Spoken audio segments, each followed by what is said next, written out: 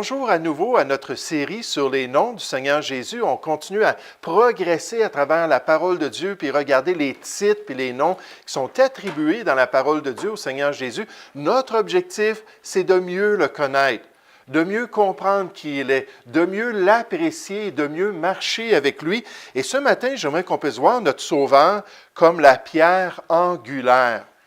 La pierre angulaire, un des titres qui est donné à Jésus dans la Bible. Puis nécessairement, la pierre angulaire, on va le voir dans un instant, c'était la pierre principale lorsqu'on mettait la fondation d'une maison. C'était la pierre la plus importante qu'on mettait dans un coin, puis on partait la construction à partir de cette pierre-là. Mais donc, ce matin, pour nous aider à comprendre qui est Jésus, nous aider à comprendre son rôle en tant que la pierre angulaire, j'aimerais vous parler des maisons dans les temps bibliques, les demeures en Israël. J'aimerais vous donner toutes sortes de détails pour arriver à une compréhension de ce rôle-là du Seigneur Jésus et nous aider à bien l'apprécier. Mais dans les temps bibliques, les gens construisaient leurs maisons avec différents matériaux, d'après leurs ressources financières, d'après les matières présentes, les matières premières qui étaient présentes dans leur région. Donc, si c'était un endroit qui avait beaucoup de boisés, bien souvent, ils allaient utiliser du bois, ils allaient utiliser toutes les choses qui se trouvaient dans leur région pour pouvoir construire leur maison. Puis on a toutes sortes d'illustrations de construction dans les temps bibliques et des différents matériaux qui étaient utilisés, mais tout dépendait de leurs ressources financières et aussi des matières premières. Donc, s'ils habitaient dans une région désertique, souvent, ils ne pouvaient pas construire avec certains matériaux. Les maisons, bien souvent, avaient de 2 à 3 étages. On lit la Bible et on ne voit pas ces détails-là en lisant la Bible, mais souvent, c'était des maisons très élaborées, dépendant des capacités financières, encore une fois, du père ou du maître de la maison. Mais il y avait des grosses maisons, il y avait des petites maisons. La plupart des maisons avaient un toit qui était plat. Puis c'était un endroit sur le toit de la maison où les gens aimaient aller pour être loin de la vie sociale, pour être loin du public. Ils s'en allaient sur leur toit. C'était un endroit où ils pouvaient méditer, c'est un endroit où ils pouvaient relaxer, ils pouvaient adorer leur Dieu. Et des fois, les toits comme ça étaient extrêmement élaborés. On nous parle de différents arbres, des jardins, des terrasses et d'autres sortes de luxe qui se trouvaient sur le toit des maisons. Encore une fois, bien souvent, juste en lisant la Bible, on n'apprend pas ces détails-là. Les maisons, habituellement, avaient une muraille extérieure, comme celle-ci. Donc, ils avaient une muraille à l'extérieur de la maison, puis nécessairement, ils avaient la muraille intérieure, des murs directement de la maison. Puis on nous dit que la plupart des découvertes archéologiques nous montrent que les fenêtres qu'il y avait aux maisons ne s'en allaient pas, comme ici, on le voit, vers la rue. Oh, excusez, mauvais piton. Mauvais piton encore. Là, je pense que c'est inversé. Je suis vraiment désolé, mais souvent, les fenêtres des maisons, si je peux juste retrouver où j'étais rendu. D'accord. Mais souvent, les fenêtres des maisons, je vais venir qu'à le dire, ça s'en vient. Comme un vieux disque qui saute, là. Et souvent, les fenêtres des maisons n'étaient pas, si on pourrait dire, dirigées vers la rue, mais plutôt vers la muraille extérieure. Pourquoi? Parce que les gens voulaient avoir une vie privée. Puis donc, c'était une des manières qu'ils faisaient cela. On a un bon exemple ici des matériaux qui étaient utilisés. On voit les pierres, on voit le bois, toutes sortes de matériaux. Puis en arrière de nous, il y aurait eu cette muraille-là qui délimitait le terrain de la maison. Puis entre les deux murailles, il y avait la cour qu'on appelait la cour extérieure.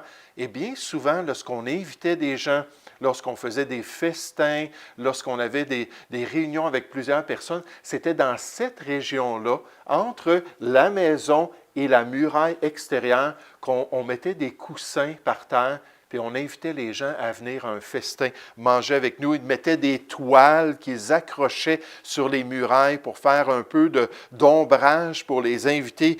Puis c'était l'endroit où le public, même bien souvent, pouvait avoir accès lors de festins, lors de mariages. Puis lors d'occasions spéciales, comme lorsque le Seigneur Jésus venait manger chez des gens.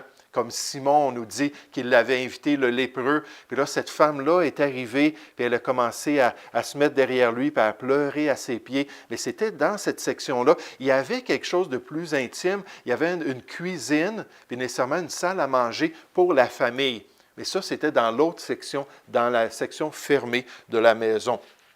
Donc, des détails comme ça pour nous aider à comprendre un petit peu les maisons à l'époque, les réserves de nourriture, les réserves des différents fruits de la terre, même les animaux de la famille se trouvaient entre ces deux sections-là de la maison, dans la section extérieure pour pouvoir garder ça. Et ça nous explique l'expérience malheureuse d'un juge en Israël qui s'appelait Jephthé. Je ne sais pas si vous vous rappelez de l'histoire de Jephthé qui est allé en guerre contre les Ammonites. Puis juste avant de partir pour la guerre, ici, on a un autre exemple d'une maison. Là, on voit plus là, si on pourrait dire en croquis, mais le mur extérieur est ici, puis même la maison est découpée pour qu'on voit l'intérieur. Mais donc, il y avait toute cette section-là à l'extérieur où on avait nos animaux, on avait nos denrées. Puis Jephthé est allé à la guerre, puis il a fait un vœu à Dieu, il a dit, « Seigneur, il dit, je vais aller à la guerre si tu me donnes la victoire sur les fils d'Amon. Lorsque je vais revenir, la première personne qui va sortir ou la première chose qui va sortir de ma maison, je vais l'offrir en sacrifice. » Donc, il a fait ce vœu-là. « Si tu livres entre mes mains les fils d'Amon, quiconque sortira des portes de ma maison au-devant de moi, à mon heureux retour de chez les fils d'Amon, sera consacré à l'Éternel et je l'offrirai en holocauste. » Puis là, il est allé, il a eu la victoire, il revient, la fanfare, puis il y avait de l'excitation. Et c'est sa fille qui est sortie la première de la muraille, puis qui est allée voir son père. Il l'a vu, puis il a dit, « Non! Non! Tu me jettes dans l'abattement! » Puis elle a dit, « Qu'est-ce qu'il y a, papa? » Il dit, « Il faut que je t'offre en sacrifice. Il faut que je t'exécute. » Mais pourquoi est-ce qu'il a fait cela? Pourquoi est-ce qu'il a fait un vœu comme cela? Fort probablement qu'il croyait que Dieu allait diriger souverainement, comme Abraham, qui allait donner un bouc, qui allait donner un sacrifice, puis que cet animal-là allait sortir de sa maison, puis il allait pouvoir l'offrir en sacrifice. Mais vous savez, des fois, quand on a des idées comme cela, on peut tenter Dieu aussi par notre raisonnement. Puis là, quand il a vu sa fille, il a dit, « Mais je ne peux pas revenir sur ma parole. » Puis après quelques mois, effectivement, elle a été exécutée. Mais ça nous aide à comprendre un peu pourquoi, comment ça fonctionnait. Dans les grandes maisons, lors de ces réceptions ou ces fêtes-là, bien souvent, il y avait un garde qui était attitré à rester, un esclave, qui était attitré à rester à la porte principale. Pour s'assurer, des fois, ce n'était pas ouvert à tout le monde. Hein, quand on avait une fête comme un mariage, il y avait tellement de monde qui rentrait, il fallait être invité. Puis donc, ce garde-là restait là, puis s'assurait que c'était seulement ceux qui étaient invités qui pouvaient rentrer. Puis ça nous explique un peu la parabole du Seigneur Jésus. Dans Matthieu chapitre 22, on nous dit que le roi entra pour voir, il est entré dans sa maison pour voir ceux qui étaient à table, ceux qui étaient dans cette section-là extérieure, les invités. Et il aperçut là un homme qui n'avait pas revêtu un habit de noces.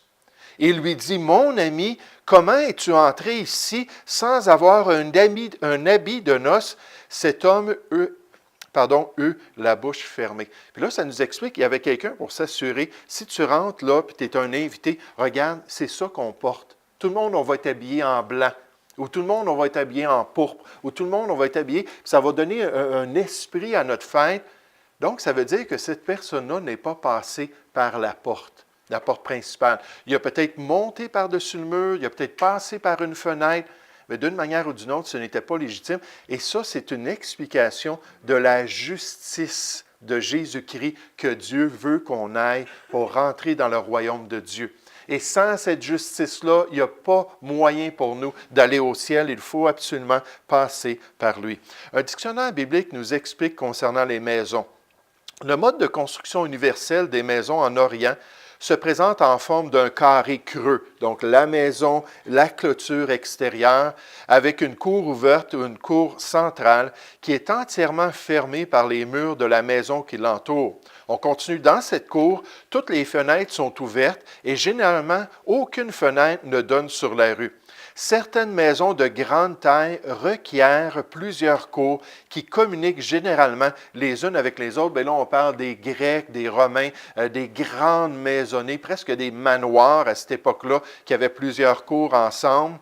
Ces cours sont généralement pavés et dans beaucoup de grandes maisons, certaines d'entre elles sont ornées d'arbustes et d'arbres. Elles ont aussi, quand cela est possible, une fontaine intérieure, souvent avec un jet d'eau. Et nécessairement, quand on parle des maisons, il y avait toutes sortes de coutumes dans les temps bibliques. On pourrait s'arrêter sur toutes sortes de pratiques, toutes sortes de caractéristiques dans les différents pays du Moyen-Orient où les gens ornaient leur maison d'une certaine manière ou pratiquaient les choses d'une certaine manière. Puis il y en a une qui nous intéresse en ce moment. Puis celle-là, c'est lorsqu'on s'en allait à la recherche de la pierre angulaire. Lorsqu'on allait à la recherche de la pierre angulaire, lorsque c'était le temps de construire la fondation de la maison, le Père envoyait des gens chercher la plus grosse pierre qu'ils pouvaient trouver dans leur région. Soit dans leur région, s'ils n'étaient pas satisfaits, ils pouvaient même partir dans un voyage et aller à cette recherche-là d'une pierre angulaire dans d'autres contrées et dans d'autres régions. Parce qu'ils voulaient avoir cette pierre-là pour donner de la stabilité et de la force à cette maison-là. Cette pierre soutenait bien souvent 2 ou 3 rangées de pierres et elle était la seule vraie garantie durable qu'une maison allait être solide et allait continuer à travers le temps. Plus la pierre angulaire était solide, plus la maison était solide et durable. Ça, à l'époque biblique, c'était une réalité dans les constructions. Ils savaient que bien souvent, les matériaux n'étaient pas très forts, les matériaux n'étaient pas durables, mais ils se disaient, si au moins on peut trouver une bonne pierre angulaire, une pierre qui va être vraiment solide, c'était stratégique et crucial pour les gens de trouver la meilleure pierre.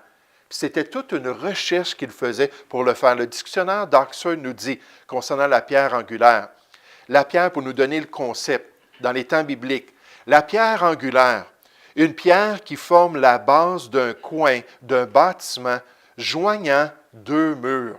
Donc, c'était quelque chose de très important. La pierre la plus importante dans des bâtiments importants est la pierre angulaire. C'est généralement la première pierre posée lors d'une cérémonie officielle. Surtout si la personne avait beaucoup d'amis, beaucoup de familles, puis s'apprêtait à construire le fondement de la maison. Là, il en faisait une fête, ils invitaient tout le monde au festin. Elle est souvent gravée avec la date du bâtiment. En archéologie, ils ont trouvé ça.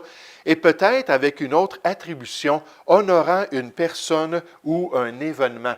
Donc, c'était vraiment une occasion spéciale pour la famille de poser cette pierre angulaire-là.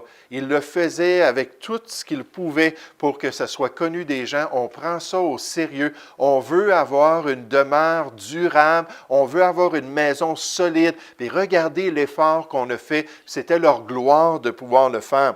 Je lisais concernant les Juifs en Israël qui veulent le retour du Messie, puis le retour du Temple. Puis au moins à 12 reprises, un groupe de Juifs sont arrivés avec des chariots, puis avec une immense pierre. Puis là, ils sont arrivés près du dôme du Roc, qui est un temple, si on pourrait dire, un lieu d'adoration musulman. Puis ils arrivent avec cette pierre-là pour la poser jusqu'à temps que les policiers les chassent de là, au moins à 12 reprises depuis 1948. Ils ont dit, il faut poser la pierre angulaire pour reconstruire le temple de Salomon et rétablir notre culte. Un autre auteur nous dit concernant cette pierre, une pierre qui peut se trouver dans la fondation, au-dessus du sol ou au sommet du toit. Quand c'était des toits qui étaient faits en arche, surtout les Grecs, ils appelaient la pierre en plein milieu de l'arche la pierre angulaire de leur construction, parce que tout dépendait de cela pour que la toiture puisse subsister. La pierre angulaire d'un grand bâtiment lui donne une base solide et fiable, menant à la cohésion et à la stabilité de l'ensemble du bâtiment. Maintenant, le prochain auteur nous donne un élément important. Il dit, la pierre angulaire était une pierre posée dans un coin de bâtiment pour unir 2 murs ensemble et les renforcer. Cette expression est utilisée dans la Bible, symboliquement dans la Bible, pour décrire la force et la prééminence. Donc ici, on nous dit que la pierre angulaire, c'est une réalité physique. Jusqu'à présent, on a parlé de construction physique, des constructions des gens à l'époque pour avoir une habitation physique et matérielle, mais il y a un sens qui est symbolique et allégorique. Déjà dans cette série sur les noms du Seigneur Jésus, on s'est aperçu que souvent, il y a une réalité ou une signification matérielle à ce qu'on dit concernant le Seigneur Jésus que les gens connaissaient à l'époque.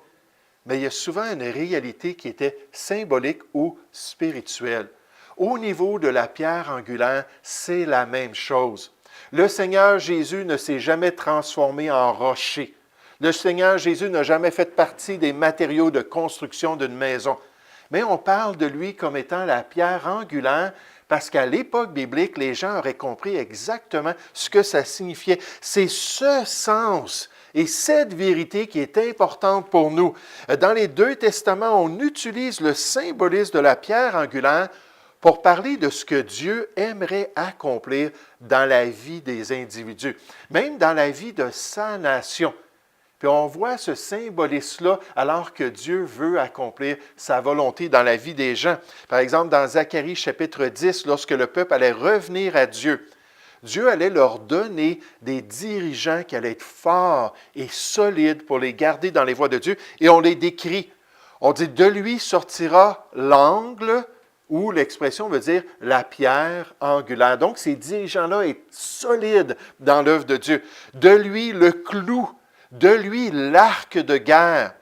De lui sortiront tous les chefs ensemble. Ils seront comme des héros foulant dans la bataille la boue des rues. Ils combattront parce que l'Éternel sera avec eux. Donc, sa bénédiction allait rendre le peuple fort et solide. Et ceux qui seront montés sur des chevaux seront couverts de honte.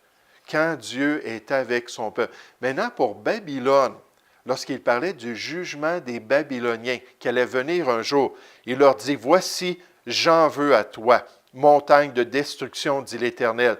À toi qui détruisais toute la terre. Ça a été des grands conquérants, les Babyloniens. J'étendrai ma main sur toi. Je te roulerai du haut des rochers et je ferai de toi une montagne embrasée. On ne tirera de toi ni pierre angulaire, ni pierre pour fondement, car tu seras à jamais une ruine, dit l'Éternel. Donc, ça allait être la faiblesse, ça allait être la fragilité, et Dieu n'allait plus leur permettre d'être une nation qui allait durer à cause de son jugement. Là, je regardais ça, puis tout de suite, j'ai pensé au Seigneur Jésus. Vous vous rappelez à la fin du sermon sur la montagne, le plus grand sermon dans le Nouveau Testament.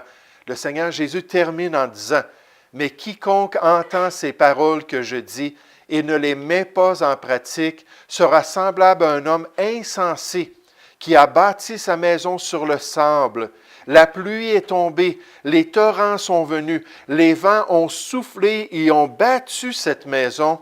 Elle est tombée et sa ruine a été grande. » Puis nécessairement, Jésus parle de l'importance d'un fondement dans une demeure, mais là, il parle de l'importance d'un fondement dans la vie des gens, d'avoir le bon fondement, de s'être établi sur quelque chose de solide.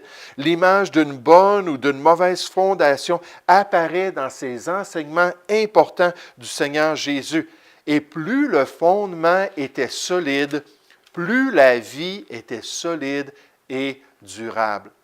Alors qu'on voit cette image-là dans la parole de Dieu, et Jésus voulait que les gens puissent comprendre ça. C'est pour ça qu'il dit dans le même passage, concernant sa parole, concernant ses instructions, il dit, « C'est pourquoi quiconque entend ces paroles que je dis et les met en pratique, il prend ça à cœur, il est désireux de se soumettre au plan de Dieu, sera semblable à un homme prudent qui a bâti sa maison sur le roc.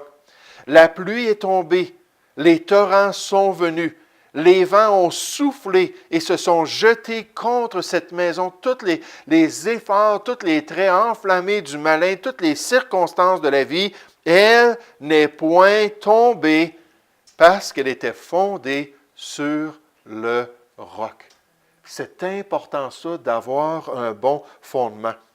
Comme la fameuse petite maison à Chicoutimi, au Saguenay. Quand il y a eu ces torrents-là, ces intempéries en 1996, les usines, il y avait une grosse église, il y avait toutes sortes de choses autour de cette maison-là. Ça a tout été rasé par les torrents. Puis il y a une petite maison fragile qui a survécu. Pourquoi? Parce qu'elle était fondée sur le roc. Elle était solide. Puis Dieu veut que nos vies soient solides. Dieu offre à l'être humain la capacité d'avoir un fondement solide. Il ne force personne, il offre ce choix à l'être humain. Mais comme dans d'autres occasions, l'être humain peut accepter ou refuser la volonté de Dieu. Puis nécessairement, son choix paraît dans les circonstances de sa vie, dans les conséquences, même dans la ruine de son existence. Puis dans la parole de Dieu, c'est pour cela que Dieu met l'accent ou souligne la question de la pierre angulaire. Dans la prophétie biblique, il nous dit « La pierre qu'ont rejetée ceux qui bâtissaient est devenue la principale de l'angle. C'est de l'Éternel que cela est venu et c'est un prodige à nos yeux. » Ça, c'est le Seigneur Jésus lui-même qui applique ça dans son ministère. Une prophétie concernant les choix de l'être humain. Une prophétie concernant la réalité que beaucoup de gens se détournent de ce que Dieu veut pour eux, ne veulent pas de cette pierre solide, ne veulent pas de ce fondement solide et de Jésus-Christ comme leur sauveur. Puis alors que Jésus travaillait au milieu du peuple, il a parlé de ça, mais Ésaïe a dit un jour, « Voici ce que Dieu va faire. » C'est pourquoi ainsi parle le Seigneur l'Éternel. « Voici, j'ai mis pour fondement en Sion, à Jérusalem, une pierre éprouvée, testée, une pierre angulaire de prix, solidement posée. Celui qui la prendra pour appui n'aura point hâte de fuir. » Ou dans le Nouveau Testament, on nous dit qu'il n'aura point honte. Et Jésus a cité cela au peuple d'Israël. Il dit, « N'avez-vous jamais lu dans l'Écriture, la pierre qu'ont rejetée ceux qui bâtissaient est devenue la principale de l'angle? C'est du Seigneur que cela est venu et c'est un prodige à nos yeux. » Et Jésus est en train de parler de sa propre personne. Il vient d'enseigner au peuple la fameuse parabole des vignerons. Le maître de la vigne, c'était le temps de la récolte, a demandé à tous les vignerons d'envoyer les fruits de la récolte. Ça lui appartenait. Et ils ont refusé. Ils se sont détournés de cette responsabilité-là. Ils ont gardé les fruits de la terre. Alors là, il a envoyé des avertissements par des serviteurs. Ils ont résisté, ils ont refusé. Et finalement, il a envoyé son propre fils pour leur dire, « Écoutez, vous devez donner le fruit. Ça appartient au maître. » Et là, ils ont chassé ce fils-là. Ils l'ont même tué. Et là, Jésus a dit, « Écoutez, vous avez manqué le bateau totalement. » Puis à cause de cela, puisque vous avez rejeté cette pierre-là que Dieu a choisie, à cause de ça, vous allez en avoir les conséquences. C'est pourquoi, je vous le dis, le royaume de Dieu vous sera enlevé et sera donné à une autre nation qui en rendra les fruits. Et ça, c'est aux non-juifs, aux païens qui font partie de l'Église de Jésus-Christ. Pierre explique cet accomplissement. Puis juste en passant, Pierre n'est pas la pierre angulaire, puis n'est pas la pierre principale. Quand Jésus le dit dans Matthieu 16 au verset 18, « Je te dis que tu es Pierre et que sur cette pierre, je bâtirai mon Église. » Dans l'original, il dit, « Je te dis que tu es un caillou et que sur ce rocher, je bâtirai mon Église. » Et moi, je pense que Jésus pointait vers lui-même. Parce que c'est ce que Pierre a dit aux Juifs. « Jésus est la pierre rejetée par vous qui bâtissez. » Et qui est devenue la principale de l'angle. Il n'y a de salut en aucun nom. Pourquoi ma vie n'est pas solide? Pourquoi est-ce que je n'ai pas de stabilité? Pourquoi est-ce que je ne suis pas capable de passer à travers les intempéries? Car il n'y a sous le ciel aucun autre nom qui a été donné parmi les hommes par lequel nous devions être sauvés. Il dit aux chrétiens, « Approchez-vous de lui. » Il parle de Jésus ici, pierre vivante, rejetée par les hommes, mais choisie et précieuse devant Dieu. Il dit, car il est dit dans l'Écriture, « Voici, je mets en Sion une pierre angulaire, choisie, précieuse, et celui qui croit en elle ne sera point confus.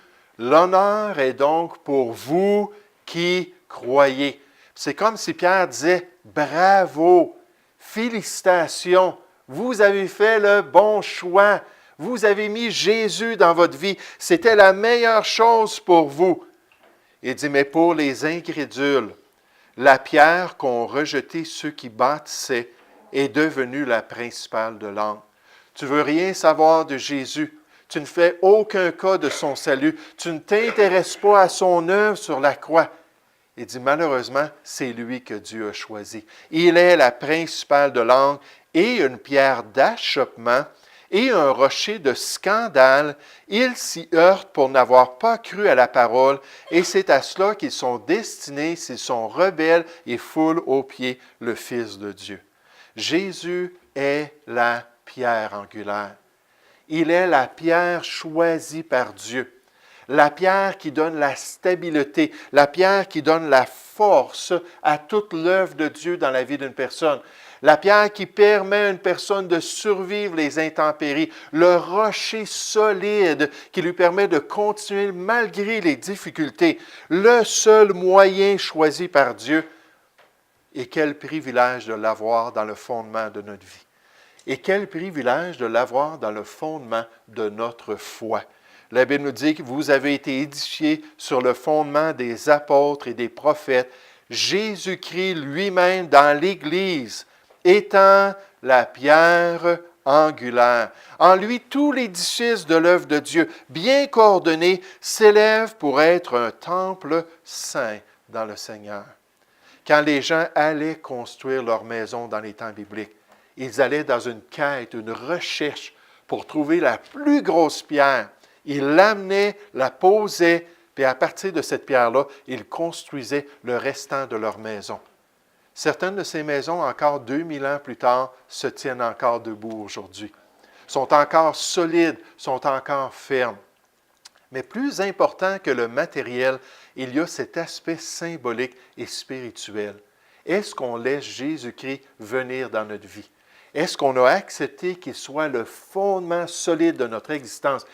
Et si c'est le cas, est-ce que nous sommes reconnaissants que nous avons un rocher qui va nous permettre de passer à travers les intempéries, à travers les tempêtes, à travers toutes les difficultés? C'est le rôle de cette pierre si on s'appuie sur elle fidèlement et on dépend de Jésus-Christ dans notre vie. Donc, la semaine prochaine, on revient pour parler de d'autres noms qui sont stratégiques, d'autres noms qui sont symboliques, d'autres noms avec des valeurs spirituelles pour nous rappeler l'importance de demeurer en lui et d'être en relation avec lui. Merci beaucoup de votre attention. On va prendre une petite pause maintenant.